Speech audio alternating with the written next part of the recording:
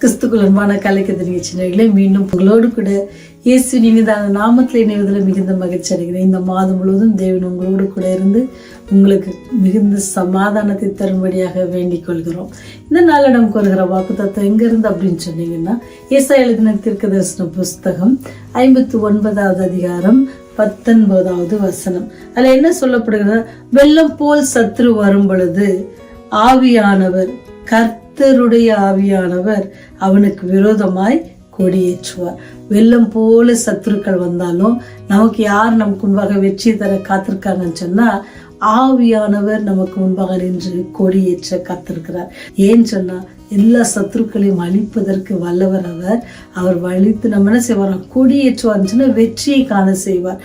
ஏன்னு சொன்னா வசனம் நமக்கு சொல்லப்படுது. நீங்க இந்த அதிகாரத்தை வாசித்தீங்க அப்படின்னு சொன்னா, முதல் வசனமே ரொம்ப நல்லா இருக்கும். எப்படின்னு சொன்னா, இது ரட்சிக்க கூடாதபடிக்கு கர்த்தருடைய கை குறுகி போகவும் இல்லை, கேட்க கூடாதபடிக்கு அவருடைய செவியை மந்தமாகவும் இல்லை.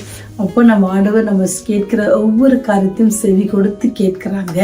அதனால நம்ம என்ன விசுவாசத்தோடு கேட்கணும். இங்க பாத்தீங்கன்னு சொன்னா, அவர் தேர்ந்தெடுக்கப்பட்ட பிள்ளைகள் இஸ்ரவேலர்கள் என்ன செஞ்சாங்கன்னு சொன்னா, அவரை விட்டு பின்வாங்கி போன ஒரு சம்பவம் தான் அதுல முதல் பகுதியில நீங்க பார்க்க முடியும்.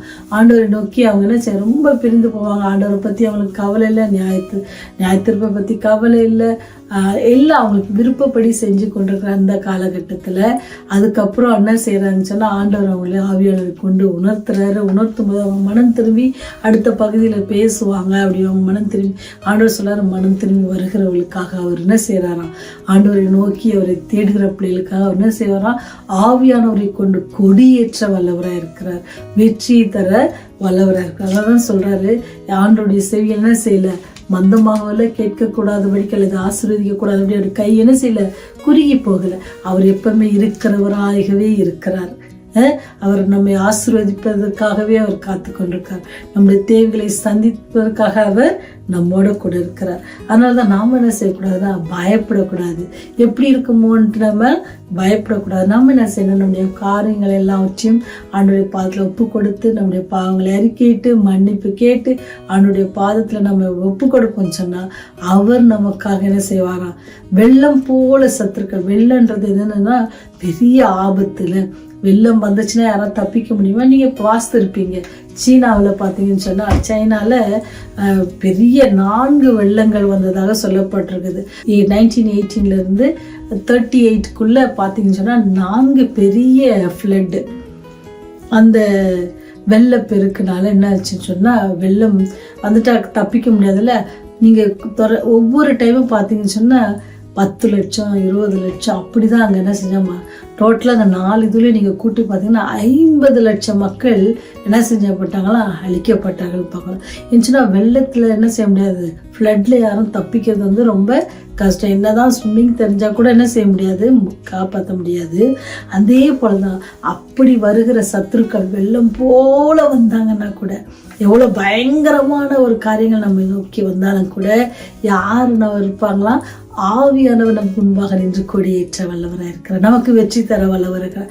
அது வேலையாக இருக்கலாம், படிப்பாக இருக்கலாம், எந்த காரியமாக இருக்கலாம், உங்களுக்கு வியாதியாக இருக்கலாம், எதுவாக இருந்தாலும் நாம் ஆண்டோடைய பாத்துல போகும்போது, நம்மை ஒப்பு கொடுக்கும்போது, அவருடைய சத்தத்திற்கு நம்ம செவி சாய்க்கும் பொழுது ஆண்டவர் என்ன செய்யறார்? எப்படி இஸ்ரவேல் மக்களை அவர் கொடியேற்றி ஆவியானவரை கொண்டு வழி நடத்தினாரோ, அதே போல இந்த தேவன் இன்றும் என்ன செய்யறாரு?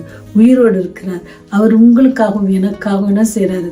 பிதாவின் இடத்துல பரிந்து பேசி கொண்டிருக்கிறாங்க. ஏன் சொன்னா, அவருடைய ராஜ்யம் சீக்கிரமாக வரப்போகுது. அந்த ராஜ்யத்துல நீங்களும் நானும் பிரவேசிக்கணும், அவரோடு கூட நித்தியமாக வாழணும்ன்றது அவருடைய ஆசை. அந்த ஆசைக்கு நீங்களும் நானும் என்ன செவி கொடுக்கணும். அதுக்கு வேற ஒன்றும் இல்லை. நீங்க அதுக்காக நடப்பயணமோ அல்லது ரத்த தானமோ அல்லது பலி செலுத்துறதோ அந்த மாதிரியான காரியங்கள் எதுவுமே கேட்கல. ஆண்டவர் உங்களுக்கு எண்ணத்துல என்ன கேட்கிறாருன்னு சொன்னா, எண்ணத்துல வாங்க, மனம் திரும்பி எண்ணத்துல வாங்க, உங்களுடைய இருதயத்தை தாங்க, அதுல நான் தங்குவதற்கு நீங்க என்ன செய்யுங்க, இடம் கொடுங்க அப்படின்னு தான் அவர் கேட்கிறாரு.